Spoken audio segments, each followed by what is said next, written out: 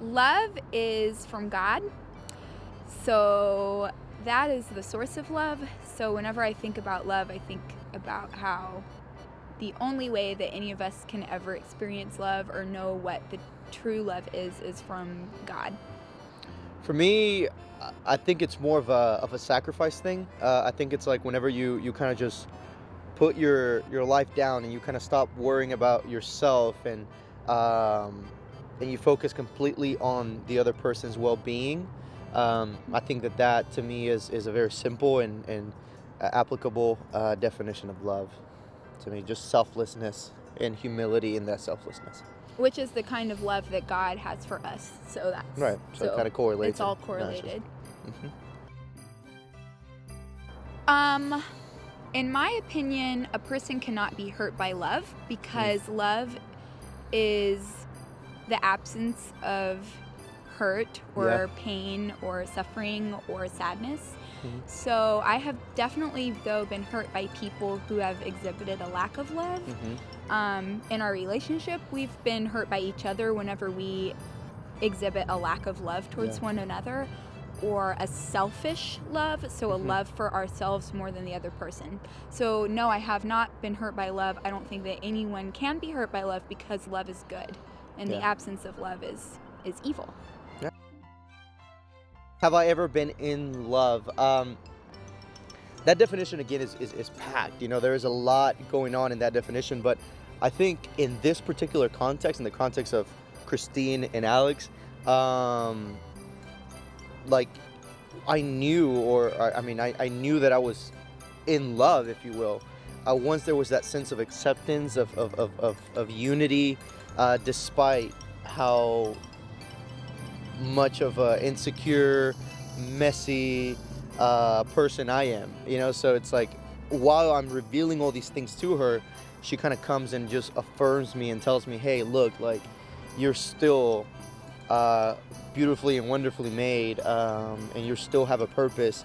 When that grace is given, then I know that there is that love and that beauty and that true love that you were mentioning that doesn't hurt, um, that is that is lacking that pain and suffering.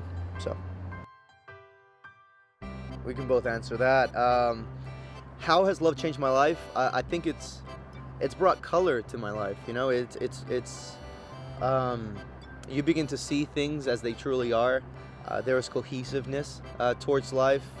There is almost a desire, you know, to continue to live when love is in the picture, and ultimately, like, you know, you realize that the one who made you, the creator God, is the one who has filled you with a love, you know, that is stronger than anything, you know, that is stronger than life itself, because life, you know, has almost like an end point, but love doesn't. You know, love will continue throughout eternity and eternity and eternity. So I think that love adds immense color to one's life, and it completes one's life. I definitely knew when I was attraction and infatuation and all those stages, but love, that's something I seriously am learning every day. I don't Mm. know if there's been a point, I really can say this honestly, I don't know if there has been a point when I like fell in love with Alex where I'm so super good at loving him and he's Mhm. super good at loving me. I think it's a lifelong thing. Yeah. So Luckily for me, I think I can pinpoint the moment. From the beginning, there was this relationship here was rooted on honesty, an honesty that was, I mean, that definitely required a lot of bearing of your soul. bearing of your soul. and- Exactly. Yeah. But at I think our 8 or 7 months of dating mark, um, I had done something that I felt I mean was if I shared it with Christine, it would have broken her heart. And I was battling in my apartment thinking, oh my gosh, am I going to tell her? Am I going to tell her this horrendous thing that I had just done? Like I have been unfaithful, and to her definition of love, I had broken that. So it's like you can even say, I had almost broken her heart by this thing that I did, um, and I remember just thinking, it's like, okay, no, like I I have to honor her by telling her the truth. This is not about me. This is not about how great like she is in my life. Like this is about me honoring her as a woman. So I told her the disgusting thing that I did, and how I felt like I had let her down, and I had let my convictions down. I let my God down, and of course, like in result, letting her down. And the response that I was expecting to hear was this, like, well, this relationship is over. We can't continue with this. But what I actually received from Christine was something that confirmed to me that this is the woman that I needed to be with.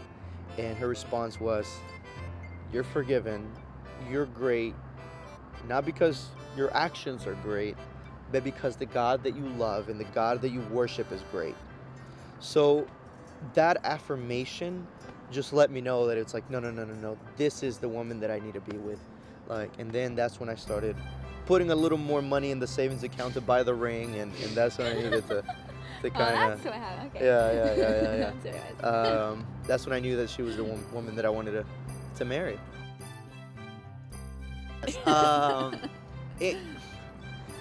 Can your perception change? And this is where we kind of differ. Because I think that it's like it will not change if it is rooted on what God says love is.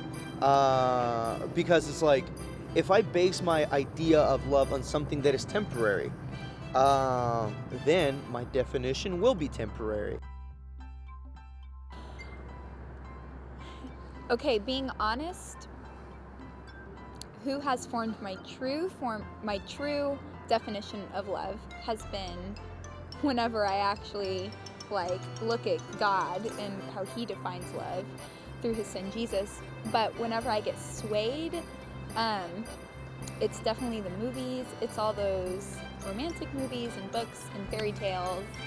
So both things have influenced my definition of love, and one is definitely way better than the other.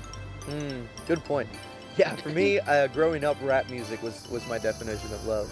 Like Juvenile, Lil Wayne, T-Pain, if you know what I mean. Throwback T-Pain. T-Pain, my bad.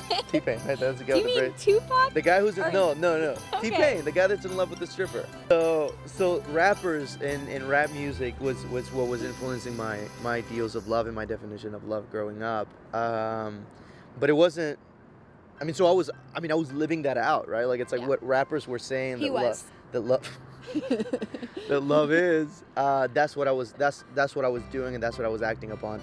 But it wasn't until Jesus saved me that, I started seeing it's like, wait. Love is greater than just a moment. Like, love has been freely given to me, not because of myself or not because I'm great and I've gotten all A's on my moral chart, but because God is just willing. Like, God is well pleased with loving me.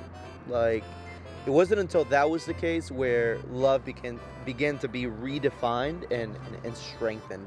So then that's when I found it more appealing to look into what God had to say about love rather than what T-Pain had to say about love or Lil Wayne had to say about love, or, Oh my lust, gosh. Yeah. romance, and love. Lust. Do you want to Go ahead. define romance for me? Because I don't know what you think of romance. Romance is just, man, that's hard. I don't know if I can completely define it. I mean, it's just when you are acting upon the love or the lust you have for someone. And romance can either be acts of kindness and service and love, which is wholesome and good and actually holy and wonderful. Yeah. And it doesn't end up with self-gain. It ends up with you giving yourself to the other person and wanting to make them feel special and them happy. Yeah. But then romance can also be founded on lust, and then that is going to definitely, it feels good for a little bit, but it will dead end because the motive is self-gain. So romance, I think, can definitely come out of lust or love, but it's always better if it comes out of love. Yeah.